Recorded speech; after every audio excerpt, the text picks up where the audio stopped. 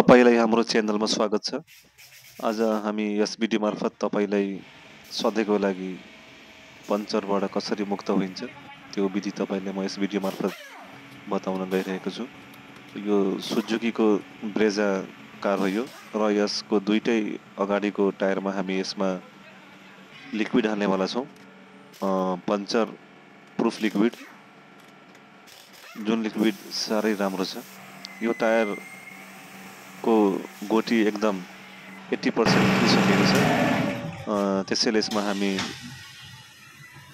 दुईटै टायरमा लिक्विड हाल्न आँटेका छौँ। यो डिआरटी कम्पनीको लिक्विड हो, यो एन्टी पञ्चर लिक्विड। एउटा टायरमा हामी दुईवटा डब्बा हाल्छौँ जुन 1-1 लिटरको रहेको छ। त्यसको लागि पुरै टायर चाहिँ खोल्नु पर्दैन, एकतिरको साइड मात्र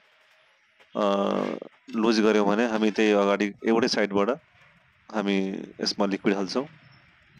यसरी लिभरले बिटलाई अल्काएर हामी यसमा लिक्विड हाल्नेवाला छौँ, जुन डिआरटी कम्पनीको लिक्विड हो। यो प्याकिङ चाहिँ मेड इन नेपाल हो, तर यो लिक्विड चाहिँ चाइनाबाट नै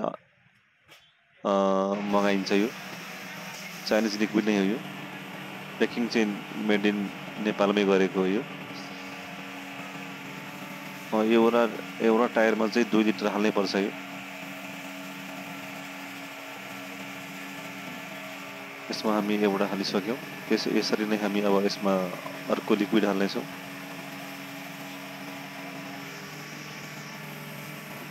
यो चाहिँ काम चलाउ मात्र हो, त्यही पनि यो यसमा अब 20% मात्र गोटी यसमा रहेको छ। अब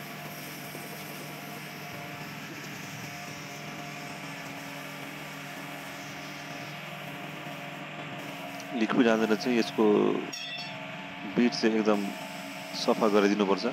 यो हावा हाल्दा चाहिँ सही तरिकाले हावा लागोस्। र यसरी नै हामी अब अर्को टायरमा पनि लिक्विड हाल्छौँ। यो टायरमा भएका साना मसिना जति पनि लिकेज छन् सबै लिकेजलाई यस लिक्विडले बन्द गरिदिनेछ।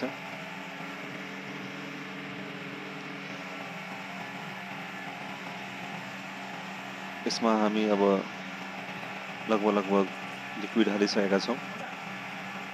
यो अन्तिम डब्बा हो। यो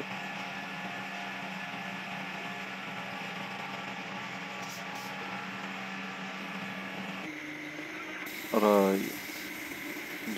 दुईवटै टायरमा लिक्विड हालिसकेका छौँ। अब यसमा हामी हावा हालिदिनेछौँ।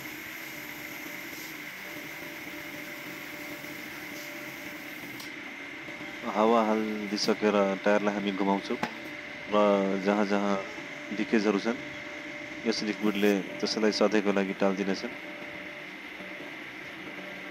यसरी घुमाइदियो भने जति पनि लिकेज छन् त्यो अटोमेटिक आफै सबै बन्द हुनेछ। यो नयाँ टायरमा चाहिँ नहाल्नु होला, त्यसमा चाहिँ वारेन्टी फेरि पास हुँदैन। यो पुरानो टायर भएका कारणले यसमा हामी लिक्विड हालिदिएका छौँ।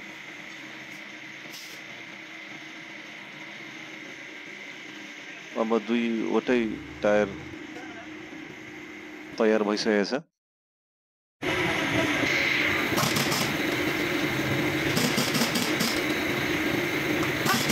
अब यो गोटी मिनटसम्म यो टायर चल्नेछ र हाम्रो भिडियोको कस्तो लाग्यो भने कमेन्ट गर्नुहोला। यसरी नै हामी अब नयाँ भिडियो लिएर आउनेछौँ। हाम्रो च्यानललाई चाहिँ सब्सक्राइब गरिदिनु होला। हस्, धन्यवाद।